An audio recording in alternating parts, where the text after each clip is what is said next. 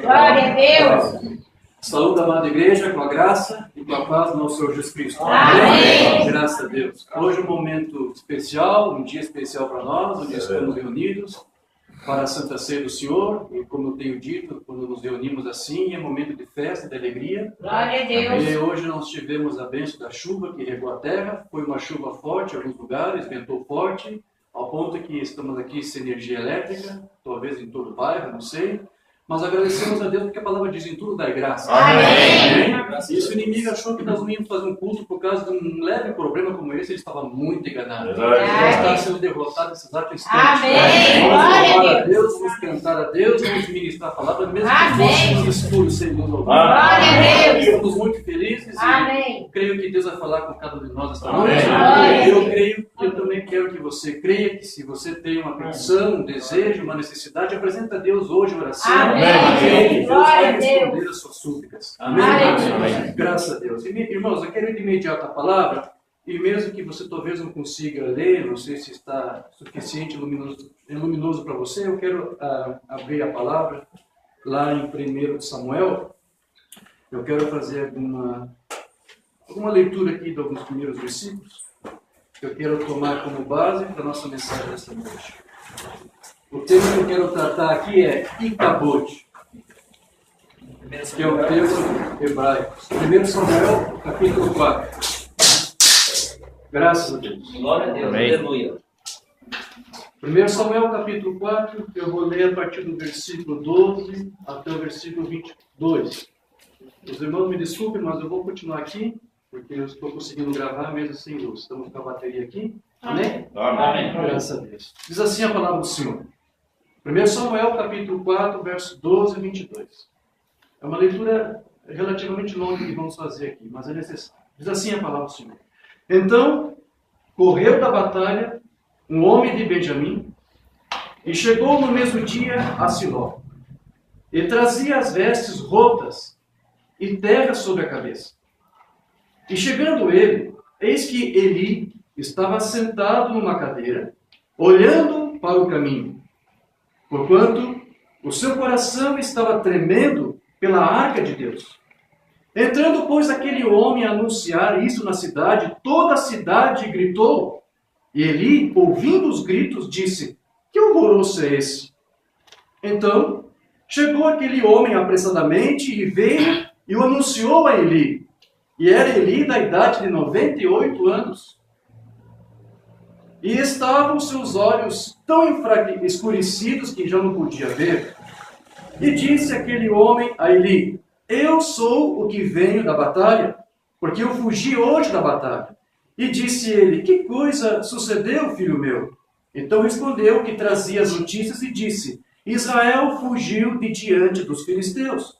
E houve também grande matança entre o povo.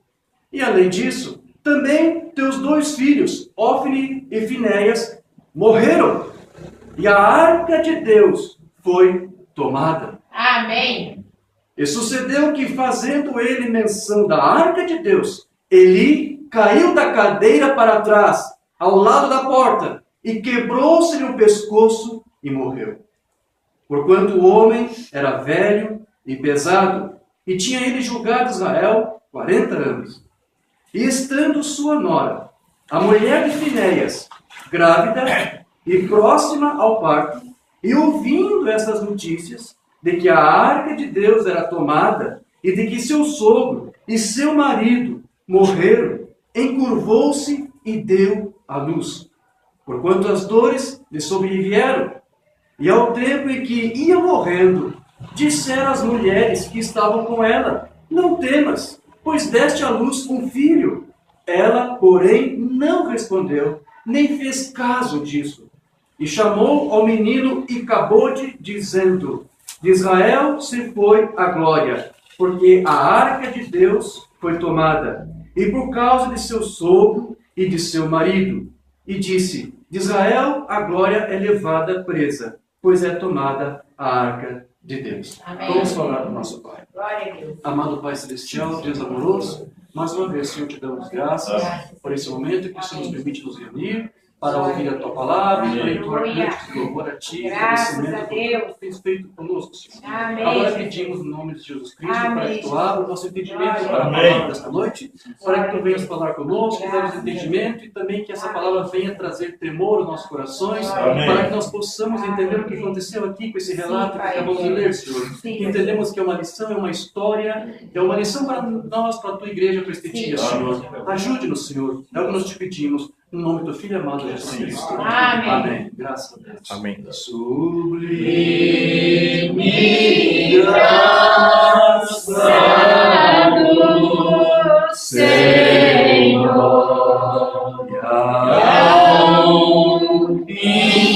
infeliz Salvador, eterno foi, mas Jesus há perdido em me achou. Amém. Graças a Deus. Podemos glória a tomar. Deus. Amém. Irmãos, essa leitura que nós fizemos aqui da Escritura foi de um momento muito trágico da história de Israel. Israel estava aqui vivendo um momento de declínio espiritual.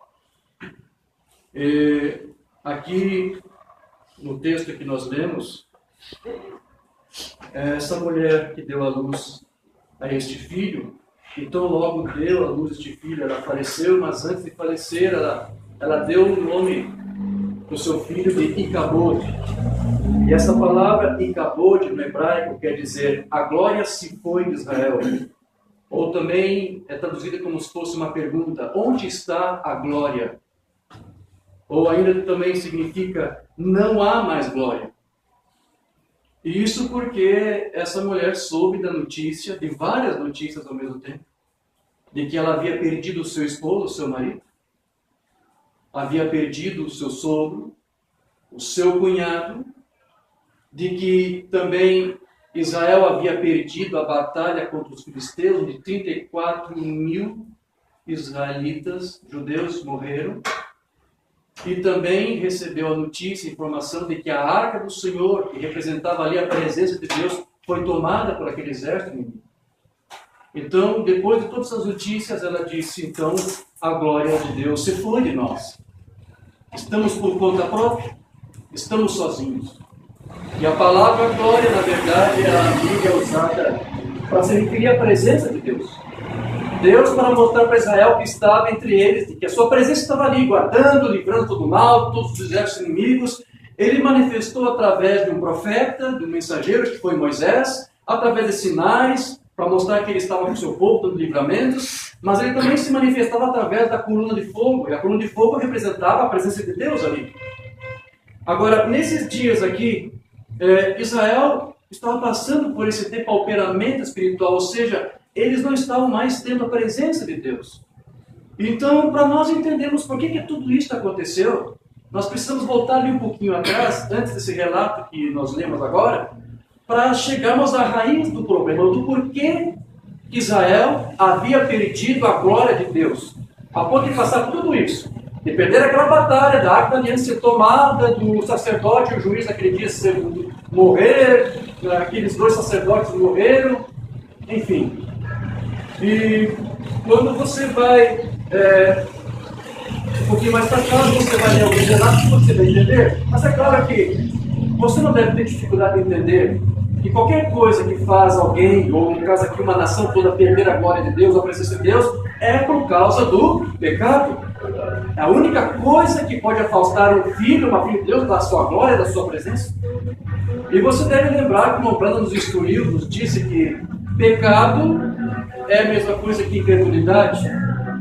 E ele também nos disse que incredulidade, ou a iniquidade, que é a mesma coisa, é quando você sabe que deve fazer uma coisa e não faz, não é isso? Então, é mais ou menos esse o problema que Israel passou. Eles sabiam daquilo que eles não deveriam ter feito e eles fizeram. E aquilo que eles sabiam que eles deveriam fazer, eles não fizeram. Nisso resultou o pecado. Então, naqueles dias, as Escrituras nos dizem que este sacerdote Eli, ele tinha 2 filhos que eram também sacerdotes, Ofni e Finéias. Só que as Escrituras chamam esses 2 sacerdotes, os filhos de Eli, de filhos de Belial. Traduzindo para o nosso idioma é semente da serpente. Era isso que eles eram. As Escrituras chamam eles de filhos do diabo. É o que eles eram. E você deve questionar, mas como que pode ser possível isso? Como que eles eram sacerdotes e ao mesmo tempo estavam ali? E sendo filhos de Belial, como isso é possível? Simples. De alguma forma, eles estavam ali porque eles simplesmente cumpriam requisitos. Porque naquele tempo, para cumprir com os papéis de um sacerdote, bastava ser alguém descendente da tribo de Levi. É claro que também tinha que cumprir outros requisitos, como, por exemplo, não ter deficiência, não ter defeitos físicos no seu corpo, não devia estar faltando um dedo, nada. Né? Tinha que ser casado com uma virgem, não é isso? Havia várias orientações. Esses homens cumpriram todos os requisitos. E por isso que eles podiam exercer aquele trabalho sacerdotal, auxiliando o seu pai no sacrifício, no recebimento das ofertas, dízimos, enfim. Mas eles eram filhos do diabo. E de lá para cá, meus irmãos, não mudou nada. Só estou dizendo isso para você entender como que é possível hoje você ter o que se presencia em alguns lugares. Porque há alguns tabernáculos, algumas igrejas, onde há ministros ali que estão ali pregando, mas eles não foram de fato chamados para esse trabalho. Verdade. São filhos de Belial, são semente da serpente. Mas como que eles chegaram lá? Simples. Eles cumpriram requisitos. Porque eu quero mostrar aqui, eu quero ler para você aquela escritura, eu posso ler agora, porque lembra que Jesus disse que os filhos das trevas, eles têm até mais zelo e mais cuidado que os filhos da luz, não é isso? Lucas 16:8. Os filhos deste mundo são mais prudentes, que quer dizer mais hábeis, na sua geração do que os filhos da luz. Então vejam, os filhos de Belial, a semente da serpente, para algumas coisas são até mais prudentes, mais cuidadosos do que os filhos da luz. Às vezes os filhos da luz são um pouco relaxados, um pouco displicentes, um pouco descuidados com algumas coisas, mas a semente da serpente, os filhos de Belial, são muito religiosos, levam muito a sério essas coisas. Por isso que é muito fácil para eles até entrarem no ministério. Dificilmente a semente da serpente, por exemplo, vai ter problema em casamento e divórcio. Pode ser que tenha, mas você pode contar nos dedos. Eles não têm esse problema. Talvez se espante eu dizer isso para você, mas eles são muito cuidadosos, são muito zelosos com isso. E é por isso que eles conseguem acesso fácil no ministério. E sobem nos púlpitos, nas plataformas, e conseguem enganar e pregar todo tipo de mentira e de heresias, fazendo com que o povo se torne um caos espiritual como estava Israel naqueles dias. E essa palavra que aqui nós encontramos como prudentes, porque Jesus disse que os filhos das trevas são mais prudentes. No grego, essa palavra quer dizer frônimos. É essa palavra que está lá. E frônimos quer dizer inteligente, quer dizer sábio, quer dizer prudente, quer dizer atento aos próprios interesses. Os filhos de Belial são muito cuidadosos com seus próprios interesses. E quando um desses assume uma plataforma, porque eles cumpriram os requisitos, ao invés de se preocupar lá em de fato promover o reino de Deus com a palavra, com a doutrina, eles estão preocupados mais em promover a sua própria doutrina, os seus próprios interesses. E o Mombrana tratou um pouco sobre isso. Eu quero só citar 2 parágrafos onde ele comenta isso. Lá na mensagem Unidade, de 62, ele diz aqui: nós não devemos ser inteligentes. Jesus disse que os filhos deste mundo, ou o reino deste mundo, é muito mais inteligente. Os filhos das trevas são muito mais inteligentes do que os filhos da luz. Nós somos comparados a ovelhas. Ovelhas não podem nem mesmo conduzir a si mesmas. Elas têm que ter um pastor. Deus não nos quer inteligentes, ou seja, instruídos, e nos tornemos sabetudos. Ele quer que nos estrebemos em seu entendimento, não no nosso próprio, mas o dele. Amém. Amém. É o que ele disse aqui. Exatamente para onde ele leva. Amém. Vê você o quadro? Não te estribe no teu próprio entendimento. Ele está dizendo isso porque é isso que os filhos de Belial fazem. Eles se estribam no seu próprio entendimento, ou seja, na sua própria doutrina, suas próprias verdades, suas próprias convicções. Provérbios 5:13. Não te estribe no teu próprio entendimento. Estriba-se no entendimento dele. Não importa quão contrário isso pareça para você. Não, isso não pode estar correto. Não interessa, não arrazoe. Né? e quão grande pareçam as luzes brilhantes aqui fora, não dê nenhuma atenção a isso. Apenas estriba-se no entendimento dele. O que ele disse é a verdade. Amém. Graças a Deus. Eu quero só ler mais um outro sermão que vai dizer a mesma coisa. Discernindo o corpo do Senhor, no parágrafo 40. As pessoas de Deus nunca foram grandes intelectuais. A Bíblia diz que os filhos das trevas são mais sábios neste mundo do que os filhos da luz. Deus comparava o seu povo a ovelhas. Elas não são espertas e inteligentes. Ele os mantém da maneira que eles são, para que ele possa guiá-los. Se você tentar usar o seu próprio pensamento intelectual, você pode muito bem, então, barrar a Deus. Os filhos de Deus são guiados pelo Espírito de Deus. Mas é um grande dia intelectual esse em que estamos vivendo. Amém. Amém. Então veja, esse era um dos problemas que Israel estava enfrentando. A liderança que eles estavam tendo naquele dia era aquela. Eles estavam sendo ali guiados, conduzidos por filhos de Belial, seus líderes sacerdotais. E as Escrituras falam algumas coisas perversas acerca desses dois sacerdotes. Porque a palavra diz que eles recebiam as ofertas na entrada da tenda de sacrifícios.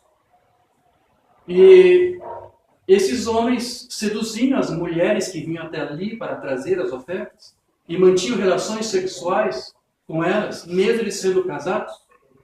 E o pior de tudo é que o povo de Israel todo tinha conhecimento disso e não fazia nada. Outro erro muito sério que eles cometiam é que eles tomavam das ofertas dos dízimos além daquilo que pertencia a eles, porque na lei de Moisés uma parte era para os sacerdotes, é verdade, mas uma outra parte era do próprio povo, que retornava de alguma forma. Então eles tomavam uma parte que já não pertencia a eles. Eles estavam, de alguma forma, transgredindo a lei de Moisés, a palavra de Deus. Mas como eles eram líderes, o povo estava sujeito e não fizeram nada. Então veja que a razão de Israel ter perdido a glória de Deus começou por aí. Mas antes desses filhos de Eli, o próprio Eli também cometeu alguns erros. A Escritura fala disso. A Escritura diz, eu não vou ler, mas ela diz que Eli honrou mais os seus filhos do que a Deus. E Deus o repreendeu em uma ocasião por isso. Porque Eli tinha conhecimento do que os seus filhos estavam fazendo.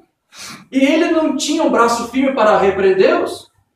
E mesmo ele sabendo disso, manteve eles como sacerdote, uma vez que o que ele deveria fazer seria o quê? Substituir os seus filhos por outros sacerdotes, porque a tribo de Levi era grande, havia outros que deveriam estar assumindo aquele trabalho, mas não, ele continuou deixando aqueles filhos fazendo tudo aquilo, mesmo sabendo toda a perversidade, todo o pecado em que eles estavam. Então esse é um erro muito grave que ele estava cometendo.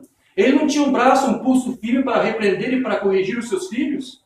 E isso é uma coisa que acontece até os dias de hoje. Às vezes os pais, eles têm uma certa dificuldade para repreender ou corrigir seus filhos quando são rebeldes.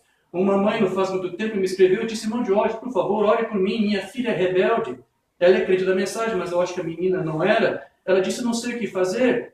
E, bom, quando os pais têm esse tipo de problema, eles têm que corrigir, porque é um dever, uma obrigação, tem que corrigir, mas com brandura, com paciência, com muita calma, com muito carinho, com muito amor, para não fazer alguma coisa que possibilite dar margem para Satanás trabalhar e fazer com que alguma coisa aconteça. Mas tem que ser feito esse trabalho, precisa ser feito. Os pais precisam corrigir os seus filhos e Deus vai pedir, vai prestar contas disso. Como prestou aqui, por duas vezes, Deus teve que repreender Eli por ele não ter corrigido os seus filhos.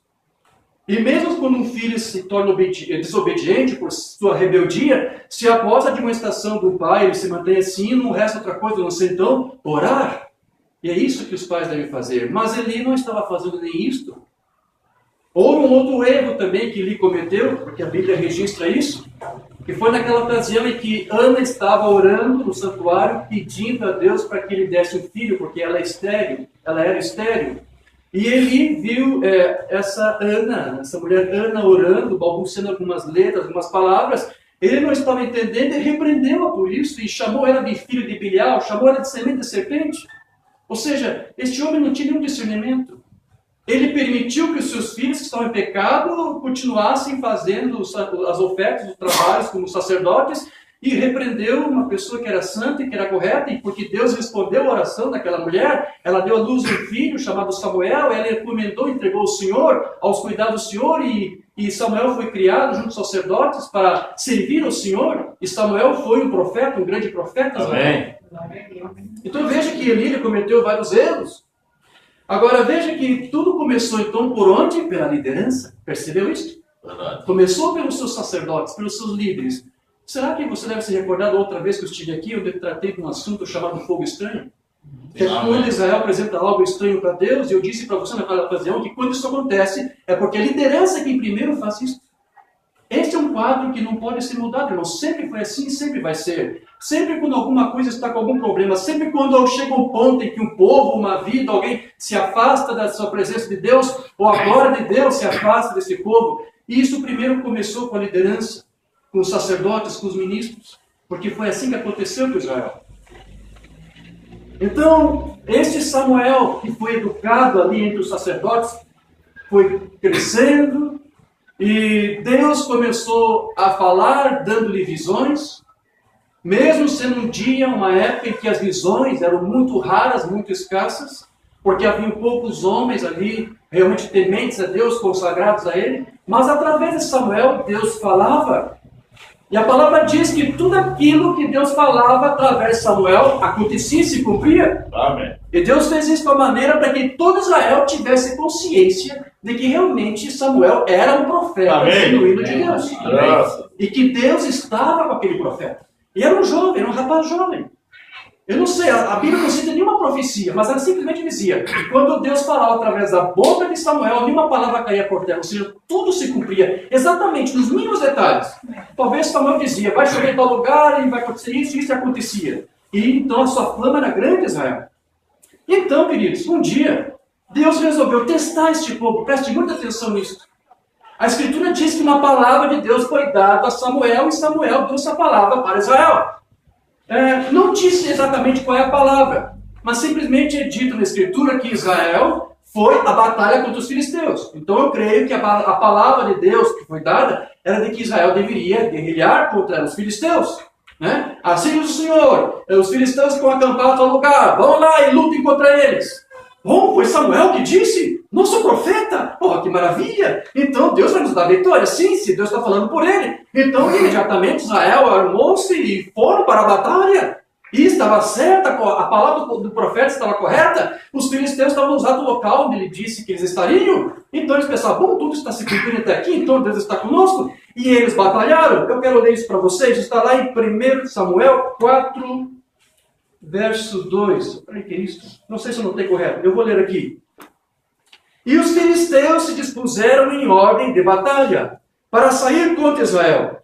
Estendendo-se a peleja, Israel foi ferido diante dos filisteus, porque feriram na batalha, no campo, uns 4.000 homens. E voltando o povo ao arraial, disseram os anciãos de Israel, por que nos feriu o Senhor hoje diante dos filisteus? Você conseguiu entender isso? Deus deu uma palavra para o seu profeta para que Israel fosse lutar contra os filisteus. E eles entenderam, pela lógica, que eles iam batalhar para vencer a batalha, mas não. Deus os mandou lá e eles foram lá e eles perderam a batalha. E eles voltaram tristes porque 4.000 homens morreram e se perguntaram por que Deus nos feriu. Eles entenderam claramente que Deus fez uma emboscada para Israel. E eles se perguntaram por que Deus fez isso conosco. Eles não estavam conseguindo entender. Deus ainda não havia se afastado totalmente de Israel. A glória ainda estava ali. Mas Deus estava dando uma oportunidade para Israel. Essa é uma ocasião que quando eles voltassem, deveriam então descobrir qual era o problema. Bastaria apenas dobrar os joelhos, invocar a Deus e perguntar, questionar, Senhor, o que aconteceu? Por que isso aconteceu? Qual é o problema? O que está de errado conosco? Nos diga, se há alguma coisa errada, fale-nos, queremos nos corrigir. Eles fizeram isso? Não. Eles não fizeram isso. Não dobraram os seus joelhos. Não procuraram saber se estavam neles os problemas. eles continuaram do mesmo jeito. E isso já estava provando de que realmente agora o Senhor estava prestes a se partir. Talvez ainda naqueles dias ainda não havia acontecido. Então veja, Deus deu uma chance para aquele povo, mas aquele povo desperdiçou, porque eles não se arrependeram, eles não questionaram a Deus, não quiseram saber o que estava errado, simplesmente arrazoaram por que Deus os feriu. Se eles realmente buscassem saber e se arrependessem, se convertessem, a palavra diz que perto está o Senhor daqueles que têm o coração quebrantado e livros contritos de espírito. Não interessa a luta ou o problema que você estiver passando, ou algum erro, alguma falha, que às vezes Deus permite que você se aperceba que você está cometendo. Deus às vezes permite você até passar por alguma luta para que você dobre o joelho e pergunte: Senhor, o que está acontecendo? Por que eu estou passando por isso? É alguma coisa que é o que eu fiz? Eu quero saber. Se você é um filho, se você é uma filha de Deus, você vai fazer isso. Se alguma coisa não está bem, você vai querer saber por que não está bem. Era isso que Deus estava fazendo com Israel. É isso que Deus faz conosco. Às vezes Deus permite nós passarmos por uma luta, um problema, para que você se aperceba e caia. O que está acontecendo? O problema está comigo? Se você é um filho, você vai querer saber. Mas Israel não fez isso. Então eles desperdiçaram aquela chance. Era uma chance que o Senhor estava dando. E então, o que foi que Israel fez? Qual foi a decisão que eles tomaram? Eles resolveram voltar para a batalha. E este foi um outro erro que eles cometeram. Porque quando eles resolveram voltar para a batalha, não consultaram a Deus para ver se realmente era isso que Deus queria. Deus permitiu aquele primeiro prejuízo que eles tiveram na batalha para ver se eles iriam se despertar, mas eles não se despertaram. Então foi uma chance que Deus estava dando.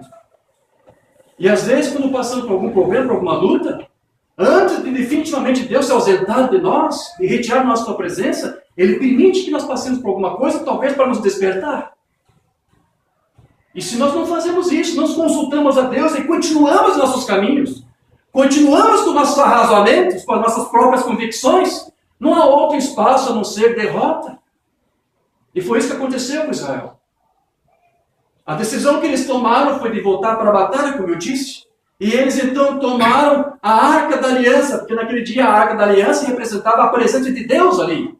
Então eles acreditaram que só por levar a arca com eles, isso seria o suficiente, porque Deus estava ali. Eu quero ler isso, onde é que está? Lá no versículo 3. Então eles disseram: tragamos de Siló a Arca da Aliança do Senhor, e venha no meio de nós, para que nos livre da mão de nossos inimigos. Enviou, pois, o povo a Siló, e trouxeram de lá a Arca da Aliança do Senhor dos Exércitos, que habita entre os querubins, e os dois filhos de Eli, Ofni e Finéias, os dois filhos de Belial, os dois sementes da serpente, estavam ali com a Arca da Aliança, ou seja, guiando a arca, guiando o povo para a batalha. Que resultado poderia vir disso? E sucedeu que, vindo a arca trazida por aqueles dois adultos, por aqueles dois falsos sacerdotes, né? Vindo a Arca da Aliança do Senhor no arraial, todo Israel gritou com grande júbilo até que a terra estremeceu. Eles ficaram muito orgulhosos. Agora temos a Arca do Senhor. E os nossos sacerdotes estão trazendo para nós, então com certeza Deus vai nos dar a vitória. Olha só a cegueira espiritual em que Israel estava.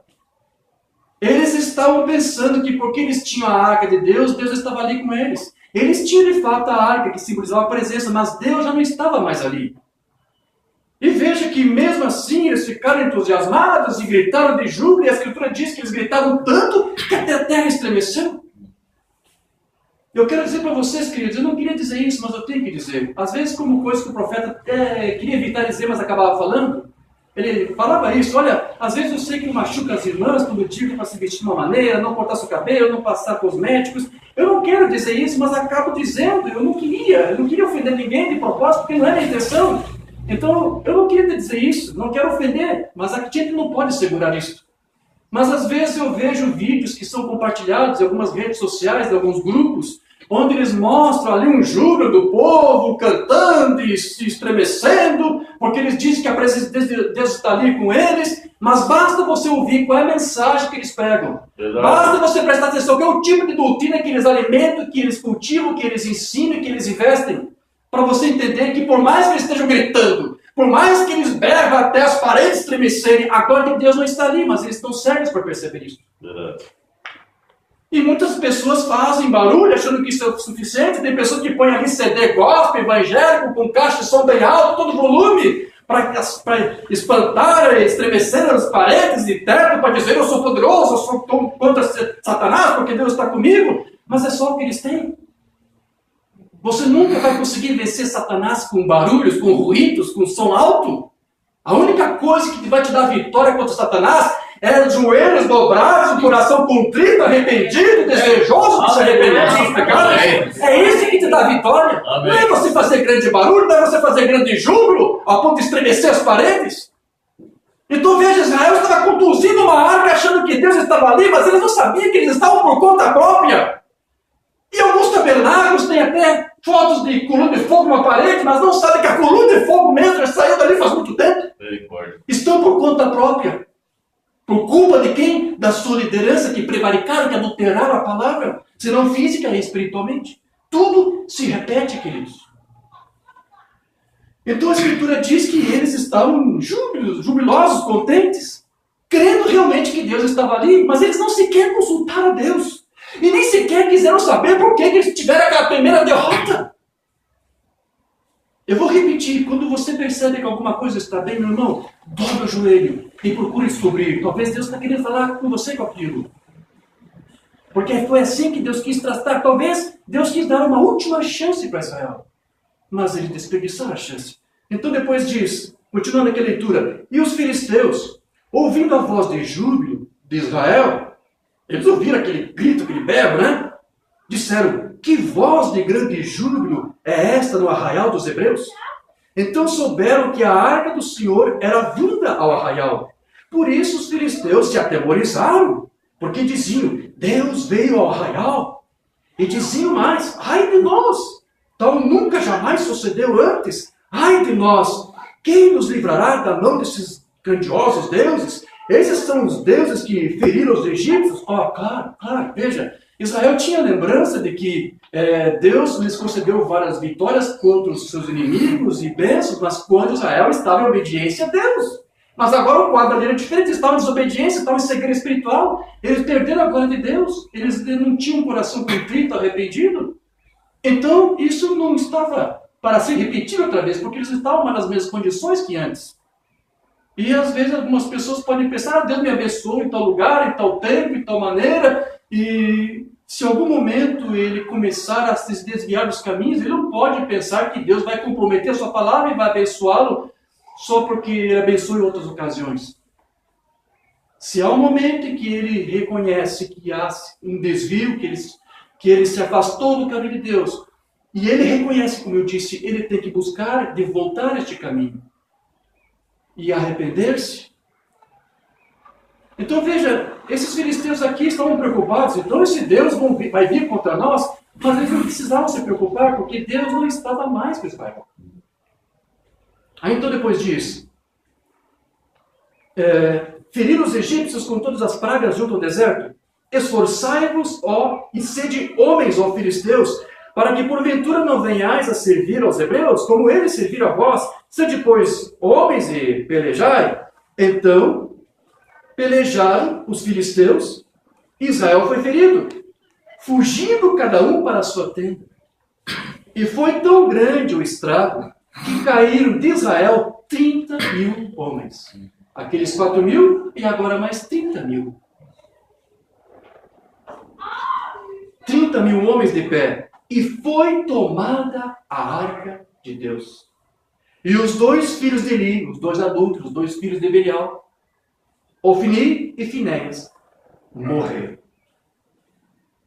Então, quando essa notícia chegou para Eli, ele ficou tão surpreso que a escritura diz que ele era pesado, então ele deve ter caído da cadeira, não sei, e ele caiu e quebrou o pescoço e morreu.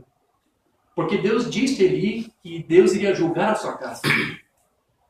E Deus também disse, através do profeta Samuel, que chegou um momento em que Deus não queria sequer que aqueles 2 sacerdotes se arrependessem dos seus pecados. A uma certa altura, a Escritura diz lá que Deus endureceu o coração daqueles homens para que eles continuassem endurecidos e continuassem pecando. Chegou um momento em que ele não queria nem que ele se convertesse dos seus erros. Agora, essa senhora, esta mãe que deu a luz de filho, que depois também morreu, só ela que estava tendo consciência do que aconteceu. E quando então ela deu ao seu filho o nome de Icabô, quer dizer, se fosse a glória de Deus de Israel. Ou seja, ela entendeu por que eles passaram por tudo aquilo. Mas alguns não estavam entendendo. E então, você vai ver que este problema que Israel teve de ter a glória de Deus e depois sofrer derrotas porque perdeu a glória. Veja, você de fato, escute isso, você de fato não perde a glória de Deus. Quero que você entenda bem isso aqui. A glória de Deus é a presença. A presença de Deus está sempre entre nós. Se você conhece o Salmo 139, Davi disse lá, para onde eu for, Deus vai lá estar. Se eu montar minha cama lá no mais profundo abismo, lá Deus estará. Ou seja, você não tem como fugir da presença de Deus. É impossível. Mas quando se diz que você perde a glória, ou que alguém perde a glória, quer dizer que você não sente essa presença. Ou os benefícios que essa presença traz. Você não sente isso. É desse tipo de falta da glória que acontece. Porque de fato a presença de Deus está aqui. Amém. Amém? Agora Israel estava passando por esses problemas, isso se repetiu várias vezes, principalmente ali nos dias de Jesus. E ainda havia glória nos dias de Jesus em Israel, porque Jesus, o Filho de Deus, estava ali. Mas eles estavam prestes a perder a glória de Deus outra vez, quando eles foram sacrificar o Filho de Deus, quando eles o crucificaram na madeira. Ali outra vez Israel perdeu a glória de Deus. E a Escritura diz que antes que isso acontecesse, Jesus disse que tentou reunir Israel, lá em Mateus 23, Jerusalém, Jerusalém, que mata os profetas e apedreja os que te são enviados, quantas vezes quis eu ajuntar os teus filhos, como a galinha junta os seus pintos debaixo das asas, e tu não quisestes, eis que a vossa casa vai ficar-vos deserta. Que triste, queridos. Verdade. Porque Deus sempre tratava Israel como a casa de Deus. Israel era a casa de Deus. Era a minha casa. Mas aqui agora Jesus disse, é a vossa casa. Não era mais a casa de Deus. Quão maravilhoso quando nós podemos dizer que a minha casa, né, a nossa casa, é a casa de Deus, porque Deus está lá, porque Deus habita lá. Mas quando alguém perde a glória, quando Deus se afasta, quando Deus rejeita estar ali, a sua presença estar ali, então já não é mais a minha casa, a tua casa, não é mais a casa de Deus, agora é a minha casa, é a tua casa. Que isso nunca aconteça conosco, queridos. Amém. Que Deus possa olhar para a minha casa e para a tua casa e pode dizer, essa é a minha casa. Amém. Esse trabalho do meu filho é o meu trabalho. Isso que ele está fazendo é meu e eu vou ajudá-lo. Mas quando alguém se rebela contra Deus, quando alguém se revolta contra Deus, ele está por conta própria. Então foi o que Deus disse aqui. Você está por conta própria, é isso que está dizendo. Agora é a tua casa, não é mais a minha casa. Porque a glória de Deus já estava se afastando dali. Amém. Graças a Deus. Então, queridos, enquanto a glória de Deus não é sentida em algum lugar, porque Deus mesmo se recusa a se manifestar, por outro lado, ele sempre se mostra presente de alguma forma e o povo que pôs nele toda a sua confiança. Ainda que a ausência de Deus esteja manifestado, em algum lugar Deus ainda está presente. Amém. A glória de Deus ainda está em algum lugar. E Mombana ele nos disse que nesses dias que estamos vivendo, ele disse que a placa Icabô, ele disse que uma placa escrita Icabô está pregada por todas as partes. Eu quero ler onde ele disse isso. Porque ele disse que a glória de Deus já se afastou de todas as nações. Uma mensagem que nós não temos traduzido chamada expectativa, de 52. Deus Todo-Poderoso, ó Deus, tem misericórdia, tem misericórdia. Eu não sei o que eu estou a dizer, Senhor. Estou sem palavras. Quando eu acho que tenho orado a Ti e dizendo, o que posso ver quando eu vejo o nome Icabô escrito por todo o país? Romana disse que estava vendo isso por toda parte. Na América, a glória de Deus se afastou. Se foi a glória de Deus naquele país. A glória do Senhor está partindo e das pessoas. E o Romano também disse que esta mesma glória também já está partindo, também já está se afastando das próprias igrejas também. Eu quero ler onde ele disse isso na mensagem O Sinal do Tempo, de 58, ele vai dizer aqui, a Bíblia ensina que a igreja será arrebatada antes da tribulação. Você sabe disso. Todo mundo sabe disso. Jesus disse, como foi nos dias de Noé e nos dias de Ló, assim será na vinda do Filho do Homem. Nos dias de Noé, nenhuma gota de água caiu do céu, até que Noé entrou na arca. Nos dias de Ló, nenhuma fagulha de fogo caiu do céu, até que Ló saiu de Sodoma. E nenhuma bomba pode cair até que a sua bendita igreja seja ressuscitada e levada no arrebatamento para ver o seu Senhor. Amém. Então o que ele está dizendo aqui é que ainda resta um pouco de glória, mas não para as nações, mas só para o seu povo, Amém. para a sua igreja, para a sua noiva. Graças a E se há uma coisa que impede ainda de Deus já julgar essa nação, é por causa dessa pequena fagulha de glória que ele está neste mundo, na terra, por meio da sua igreja, da sua noiva. Verdade. Então ele vai dizer, e se a destruição está tão próxima, quão próxima está a vinda do Senhor? Isso tem que acontecer antes da destruição e da aniquilação. Tem que acontecer. Pode você ver a escritura na parede? Uma pergunta. Aqui estamos nós, a escritura do céu, e acabou na igreja, diz o Mombrana. E acabou nas igrejas. Se foi a glória de Deus das igrejas. O Espírito do Senhor se afastou. Onde estamos parados? Qual é o problema? Este é um tempo terrível, diz o Mombrana. Agora o Mombrana também vai dizer para você, porque eu vou fazer agora aqui, ler mais alguns parágrafos. Ele vai dizer para você que a mente espiritual consegue discernir isto. Porque veja, Israel não estava discernindo, ele estava em cegueira espiritual. Mas quando há alguém que confessa a Deus, alguém que foi lavado pelo sangue do Cordeiro, ou seja, alguém que renasceu, que experimentou o nascimento, que veio batido o Espírito Santo, ou seja, alguém que é uma testemunha de Cristo na terra, essa testemunha, ela tem discernimento para ver onde está a glória de Deus, onde não está. O irmão Mano disse, eu olho para todas as partes, não encontro, não vejo mais.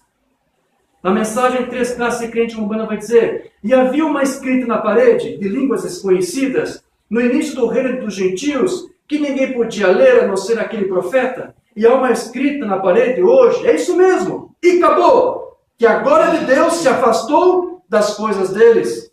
E a escrita está na parede, e pode ser lida pela mente espiritual que crê nas coisas espirituais, que tem nascido do Espírito de Deus. Então alguns não conseguem ver que a glória se afastou de alguns lugares. Mas aquele que é nascido do Espírito de Deus pode ver e pode ter discernimento e ver. Não há glória ali. Eles podem fazer seus júbilos. Eles podem cantar até os seus tabernáculos tremerem, mas a glória de Deus não está ali. Eles estão tão cegos quanto Israel esteve cego. Agora a Mombrana vai dizer para você aqui, no outro sermão que eu quero ler, o que faz a glória de Deus partir. Deixa eu ler isso para você. Na mensagem Plantando a Vinha e Onde Plantá-la. Veja como Davi expressou isso. Este homem é bem-aventurado. Ele será plantado, não apenas estabelecido. Você sabe, eu gosto de ver qualquer coisa plantada. Agora, Israel não foi plantado no Egito. Eles foram apenas estabelecidos. Não era sua terra original. E o homem que é um cristão, que descansa seu destino eterno sob algum credo denominacional, ele não está em seu lugar correto.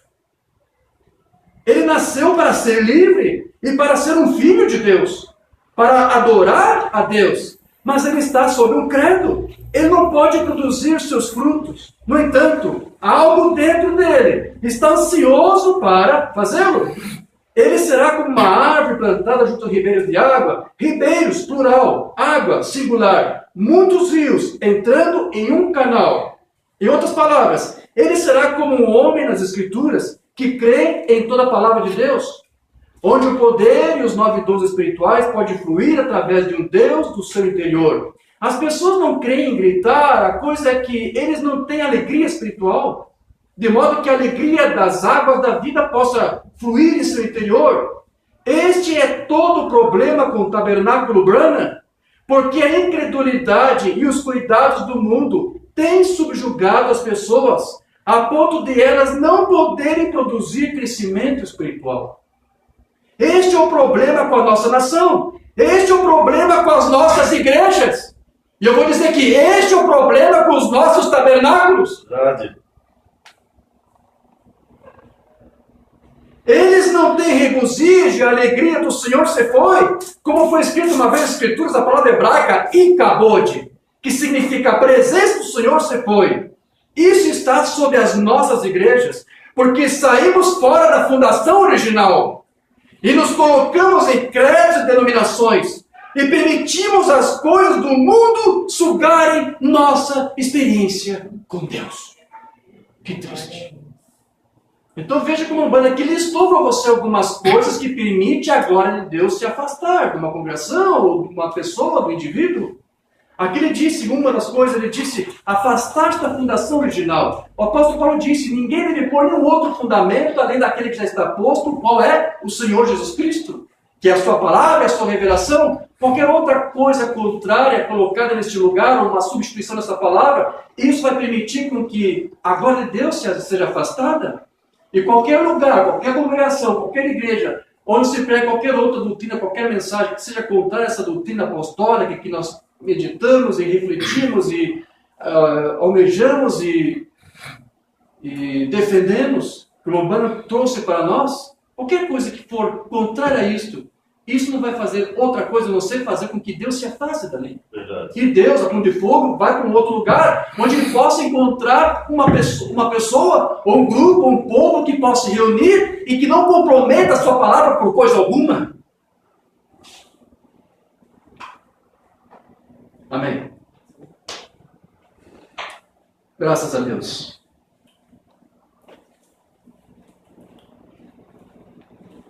Então, uma das coisas que faz com que a glória de Deus se afaste é justamente isso, quando alguém substitui a palavra por outras coisas, por gnosticismo, por misticismo. Eu estou usando essas palavras porque é exatamente isso que está sendo pregado em alguns lugares. Eu lembro que, em uma certa ocasião, eu estava traduzindo alguns sermões do irmão Brian e eu parei a tradução, interrompi e escrevi um e-mail para ele. Porque ele estava citando muitas escrituras nessa mensagem que eu estava traduzindo. E eu escrevi para ele e disse, irmão Brian, uma das grandes qualidades que eu vejo no irmão é que o irmão não fugiu da simplicidade do Evangelho. Porque ele estava ali citando escrituras e fazendo comentários sobre elas, que em alguns lugares, em algumas igrejas, em alguns tabernáculos até, isso seria até uma coisa antiquada e patética. Porque eles não querem isso, eles querem algo mais místico, mais poderoso, mais revelatório. E o irmão Brian gosta da simplicidade do Evangelho, daquilo que está escrito na Escritura. Eu disse para ele, irmão Brian, um dos grandes méritos que você tem no seu ministério é que você não se apartou disso, você não se afastou disso, dessa simplicidade. Então, aqui o irmão Brian disse que uma das outras razões que faz com que a glória de Deus se afaste, que a presença de Deus se afaste do lugar, é quando... Ele disse aqui, quando há conformação, quando nós permitimos que as coisas do mundo sugam a nossa experiência com Deus. E um outro sermão eu quero ler aqui, onde ele fala algo mais sobre isso. Quando alguém, ou um grupo, uma igreja, se conforma com o mundo. Na mensagem que eu creio que não temos traduzido, Sedento por Vida, de 1960, o Umbanda vai dizer aqui, escute isso aqui. Então eu descobri que havia dois tipos diferentes de vida. Algumas pessoas tentam pensar que a vida é beber, tendo um grande tempo. Esse é o espírito desta nação. Grandes momentos, alguém, um programa de TV, um monte de piadas para ser contado. Ora, isso deixa o verdadeiro cristão doente do seu estômago só em ouvir tais coisas. Um homem, uma mulher que consegue olhar para esse tipo de coisa que temos na TV hoje, alguns desses programas, e apreciá-los, isso mostra que ikabod, afastou-se a glória de Deus. Verdade. Escrito sobre a parte superior de seu coração, a glória do Senhor se afastou. E quando a igreja perde a sua atração, quando chega um tempo em que você tem que assinar cartões e coisas para vir à igreja, eu acho que é hora para uma reunião de oração ou algo acontecer na igreja. Amém. Então veja que o irmão Brian está dizendo que naqueles dias as pessoas estavam se conformando com muitas coisas. Com um programa de televisão e gastando o seu tempo com aquilo, e ao invés de ocupar seu tempo com a palavra, com a meditação da palavra, Você tem direito ao seu momento de lazer, de prazer com a sua família, de sair, passear, para assistir alguma coisa, você tem. Mas nada dessas coisas pode roubar aquele tempo que você tem que ter com Deus, aquele companheirismo que você tem com Deus, ao ponto em que você se ocupe tanto nisso que isso afaste a comunhão que você tem que ter com Deus. E veja que quando você vai cedendo aqui e ali, alguma coisa aqui, alguma coisa ali, talvez sem você perceber, e antes que você se dê por conta, a presença de Deus pode se afastar de você, do teu lar, ou mesmo de uma igreja, uma congregação inteira. Por que isso? Porque eles vão cedendo, eles vão se conformando com o mundo. Em uma ocasião, o irmão Brian estava conversando comigo no e-mail, nós estávamos tratando um pouco sobre esse assunto de caboto. E ele me deu um exemplo triste de algo que estava acontecendo lá e ele quis compartilhar comigo. Ele não precisou me dizer qual era o ministério, porque eu já sabia exatamente qual ministério eu estava falando. O irmão Brian estava visitando um irmão, e este irmão morava alguns bons quilômetros longe de sua casa, mas o irmão Brian foi lá e foi fazer uma visita, e este irmão estava aguardando a visita dos irmãos da sua congregação, do seu tabernáculo, para ministrar para ele a ceia, porque aquele dia, ou aquela noite, melhor, era culto de ceia. E ele não podia, eu acho que talvez estava com problema de saúde, não sei, talvez como o irmão Manuel, como às vezes nós temos que levar a ceia lá, porque não pode vir aqui. Mesma situação lá. O irmão Brian estava indo lá visitar esse irmão, e esse irmão estava aguardando os irmãos. E parece que alguém deve ter ligado para ele, não me lembro agora dos detalhes, dizendo que eles não iam mais trazer a ceia, porque a ceia não ia ser mais realizada na própria igreja também. E a razão, a explicação que deram é porque estava tendo uma forte tempestade de neve, porque era época de inverno, estava muito frio. Isso o irmão Brian achou muito estranho, porque ele passou por aquele mesmo trajeto, onde aqueles mesmos irmãos daquele tabernáculo percorreriam para ir até aquela casa do irmão para ministrar a ceia. Ele achou muito estranho isso.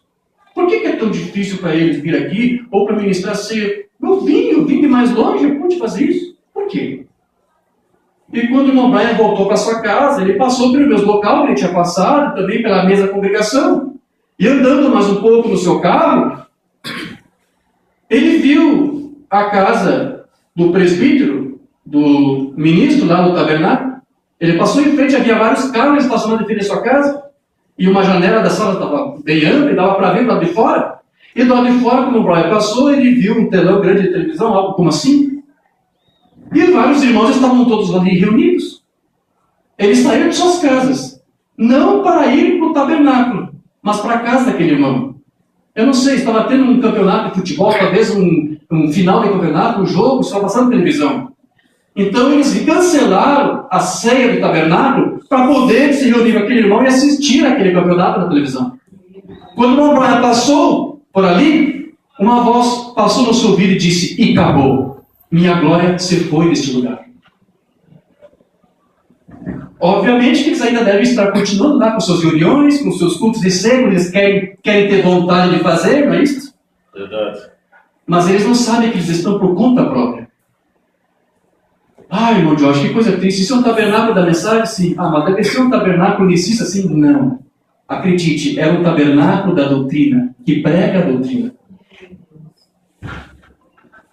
E acabou. Afastou-se a glória de Deus.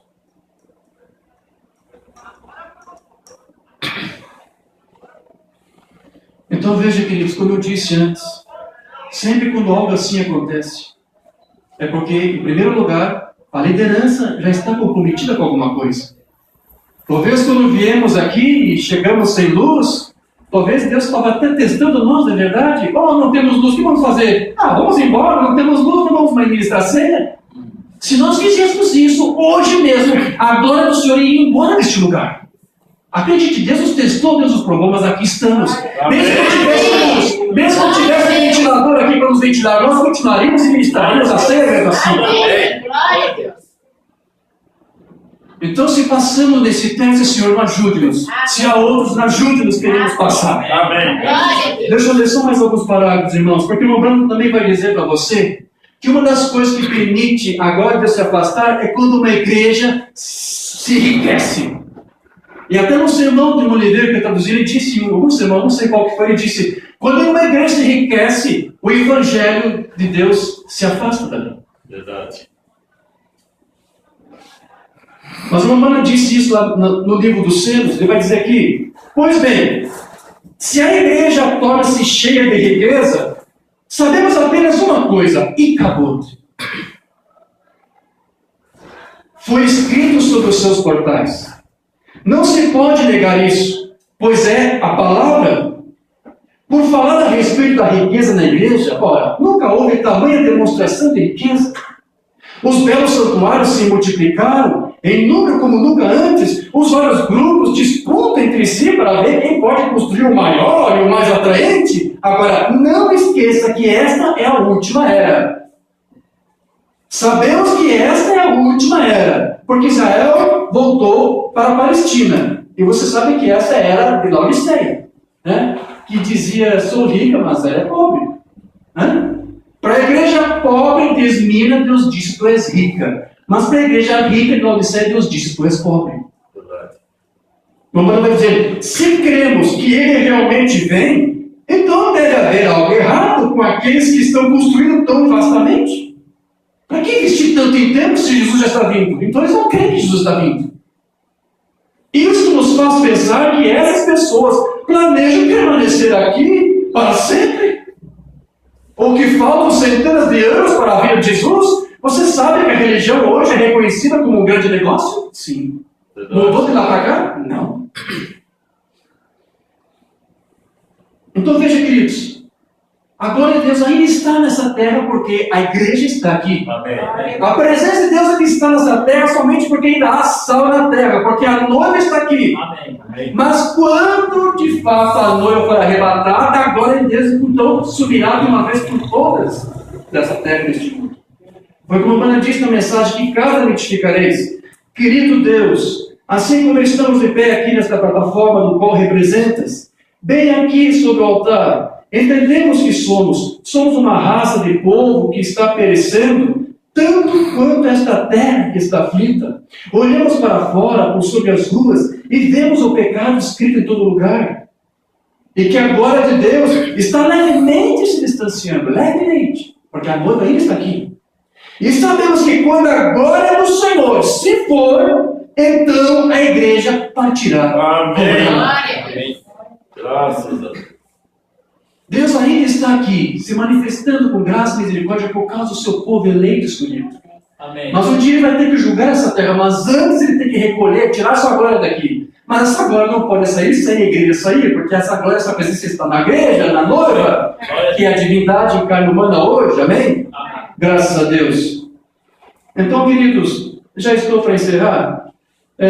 Mombala então disse que para que nós possamos a perceber essas coisas e o que devemos fazer para reconhecer o que Deus pede de nós, o que devemos fazer para não nos afastarmos da sua presença, porque veja, eu quero que você entenda isso. Deus não é um ser burocrático. O que eu quero dizer com isso? Você não precisa de muita coisa para entrar na glória e na presença de Deus. Basta você ter um coração contrito, arrependido, como eu disse, dobrar seus joelhos em coração arrependido, humilhar-se diante de Deus, e a glória de Deus, a presença dele vai repousar sobre a tua vida. Porque Deus quer fazer isso. Não é difícil de você entrar nesta presença. Não é difícil para a glória de Deus manifestar-se na sua vida. Ele facilita isso para os seus filhos. Mas eu quero que você entenda isso. Assim como é tão fácil entrar nessa glória, nessa presença, também é fácil afastar-se dela. E o Romano disse que nós temos que chegar às esferas de Deus, para que nós então possamos contemplar o que Deus está fazendo conosco, o que Deus exige de nós, e o que está acontecendo que Deus não se agrada.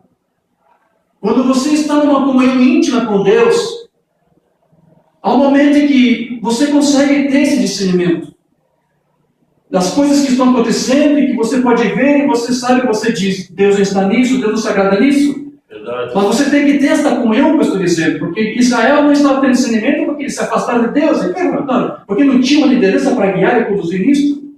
Então o Romano vai dizer na mensagem: não sabeis. Ele diz aqui: quanto mais alto você sobe a Deus, mais pecaminoso a coisa toda te parece. Mas quanto mais distante você estiver, mais você se conforma com o mundo.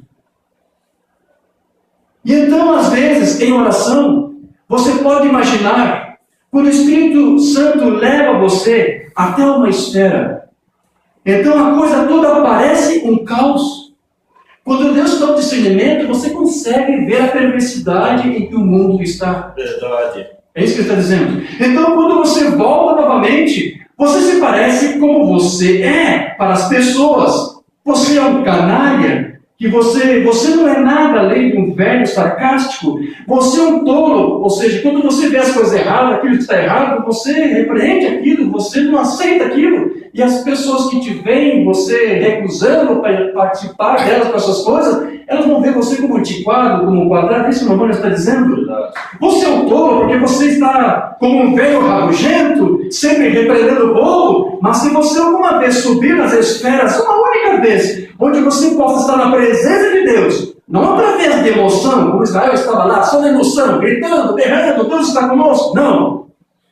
Mas através do genuíno levantar do Espírito Santo, a coisa toda está escrita e acabou. A glória do Senhor se afastou de toda vestimenta denominacional.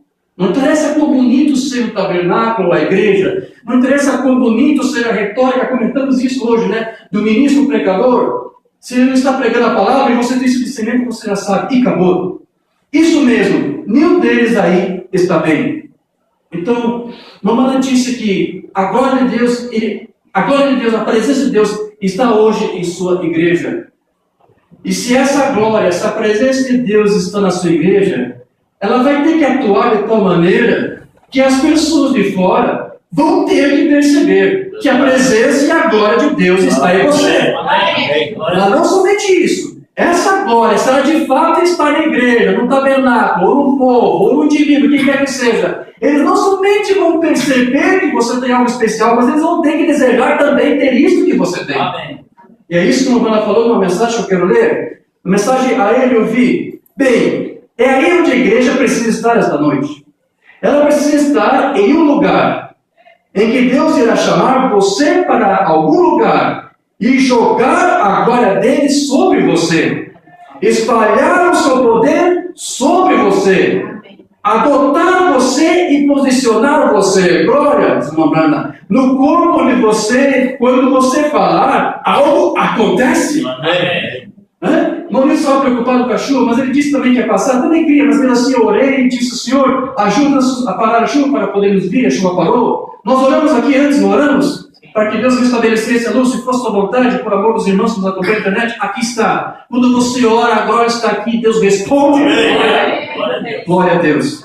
Depois aqui diz: temos de continuar a acreditar em cada obra de Deus e buscar a justiça e fazer o que é correto aos olhos de Deus, clamando por Ele diariamente e diariamente por sua obra, reunindo os outros para virem à igreja, tentando arranjar alguém para vir servir ao Senhor.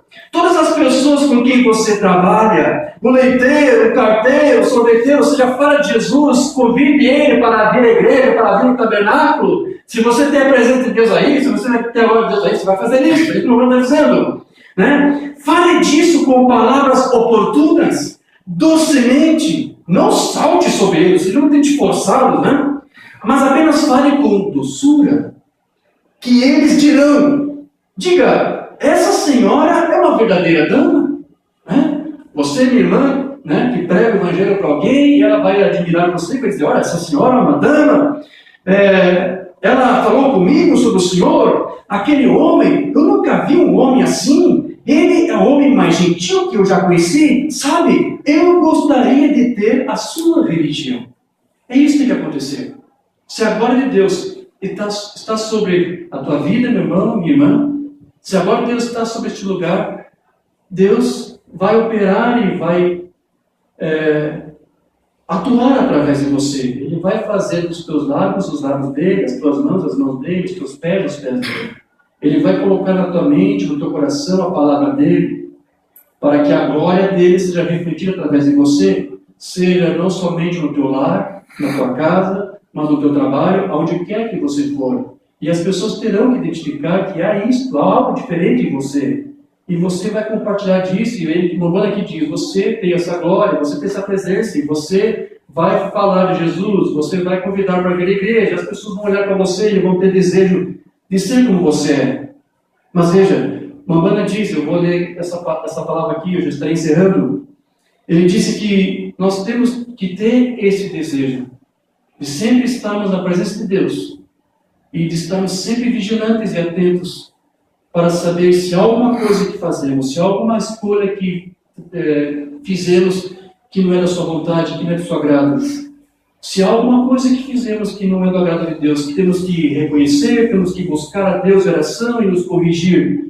Porque o que fez Israel ser derrotado a tal ponto que agora Deus se afastou, foi porque eles estavam andando por conta própria, foi porque eles estavam reconhecendo os seus erros, as suas falhas. Então, o Bruno vai dizer aqui para você na mensagem Igreja, sua condição, 56. Não tente saber nada. Apenas ande humildemente em silêncio, com humildade, gentilmente, e a pomba levará você. Seja leve como uma pena, para que Deus guie você. Mas sempre que você ver, saiba ouvir aquela fofoca. Sempre que você for adquirir aquele temperamento, que você perde o controle com alguma coisa que você fala, sempre que você pensar que você tem direito de fazer isso, de fazer aquilo, a pomba fará o seu voo e irá embora. Que nós cuidemos para não passar por isso. Amém. Que esta pomba, que esta glória, que essa presença possa estar sempre conosco. Amém. Que Deus nos ajude para manter esse coração humilde que Ele disse que Ele quer que nós tenhamos, que sejamos sempre humildes. O que faltou lá para aquele povo de Israel? Humildade, para reconhecer os seus erros, as suas falhas, os seus desejos de se converter, de se voltar para Deus. Mamãe disse, não tente fazer aquilo que você quer fazer. Ceda. Né? A palavra até diz, né? Irei, mas não pequeis. Né? Então, é isso que o Mano diz. Tenha cuidado, querido. Para que esta glória, para que esta presença não se afaste de você, não se afaste do teu lar, não se afaste da tua casa. E, igreja, vamos estar sempre atentos. Vamos estar sempre vigilantes para que essa glória, para que essa presença nunca se afaste daqui. Porque quando isso acontece, a congregação continua vindo. O povo continua se reunindo, mas eles não fazem ideia, eles não têm conhecimento de que agora foi embora. Porque acabou assim, agora vai embora, a presença vai embora. Mas o povo está ali e não sabe. Que nós nunca venhamos a passar por isso. Que nós não venhamos comprometer nada ao ponto de Deus olhar para nós e dizer, eu dei uma chance de desperdiçar. Como aquele tabernáculo lá onde Deus disse para o irmão Branham, e acabou. Foi-se a glória de Deus naquele lugar. Amém, queridos? Amém. Desculpe se essa não é uma mensagem agradável, um culto de ceia, mas essa é a palavra que eu queria trazer para os irmãos. A palavra que Deus colocou no meu coração. Ficamos de pé com uma palavra de oração, enquanto algum irmão prepara um cântico para nós, por favor. Amado Pai Celestial, Deus glorioso, exaltamos a Ti e bendizemos o Teu nome, Senhor, por essa palavra que o Senhor permitiu com que nós compartilhássemos e meditássemos. Que triste, Senhor, quando Tu deu aquela chance para Israel, para eles se converterem dos seus maus caminhos. Tu deste a eles uma oportunidade para eles confessarem e se arrependerem, mas eles não fizeram. Por favor, Senhor, que Tu nos dê esse espírito de humildade, para que se em algum momento nós participarmos de alguma coisa que não era Tua vontade, ou se atentarmos com alguma coisa que não era Teu agrado, e isso fez com que Tu se irasse conosco, ficasse triste conosco. Senhor, não queremos isso, Senhor. Corrige-nos em tudo, Senhor. Pedimos isso individualmente, também pedimos isso na coletividade, como igreja, como corpo de Cristo. Não queremos errar, nós queremos acertar, Senhor. Queremos que a Tua glória esteja sempre aqui manifestada. E nós queremos que ela está aqui neste lugar, Senhor. Porque nós temos feito orações, nós temos feito petições que têm respondido. Nós te agradecemos por isso, Senhor. Nós queremos, Senhor, que Tu nos sustente. Nos sustente aqui diariamente, Senhor. Não nos solte, não nos largue. Esteja conosco, Senhor. Ajude-nos a conservarmos isso, Senhor. Que a Tua glória possa ser sempre manifestada neste lugar. Nós damos lugar a Ti e a Tua palavra, Senhor. Então nós te pedimos, no nome de Jesus Cristo, santifique a nossa vida, onde quer que formos, Senhor. Perdoe se colocamos voz de uma coisa que não deveríamos. Perdoe se em algum momento falamos alguma coisa que não deveríamos ter falado. Perdoe se em algum momento cultivando nos corações algo que não era o teu desejo, era a tua vontade, Senhor. Nós queremos que realmente o nosso trono do coração seja habitado por ti, Senhor, a tua glória. Esteja conosco, Senhor. Exalte sobre nós a luz do teu rosto sobre cada um. Guia-nos em todos os caminhos, Senhor. Não nos deixe andar por causa própria, Senhor. Que a tua glória esteja conosco, que a tua glória de fogo esteja conosco, guiando todas as coisas, Senhor. Para que quando as pessoas olharem para nós, contemplarem para nós, possam ver que não somos nós que falamos, não somos nós que atuamos, mas é tua palavra. Nós estamos aqui porque cremos que essa é a tua palavra, porque isso é o propósito que tu tem colocado nos nossos corações. Vivemos para ti, sem comprometer essa palavra por mais nada, Senhor, por favor, ajude-me como líder deste povo, Senhor, para nunca me afastar da tua palavra, porque eu tenho instruído o teu povo que se ele interessa afastar, o povo se corromperá. Ajude-nos, Senhor, esteja conosco, guardando-nos e livrando de todo mal. Nós te pedimos e te agradecemos, no nome de Jesus Cristo. Amém. Amém. Graças a Deus. Aleluia. Glória a Deus. Hino de número 100.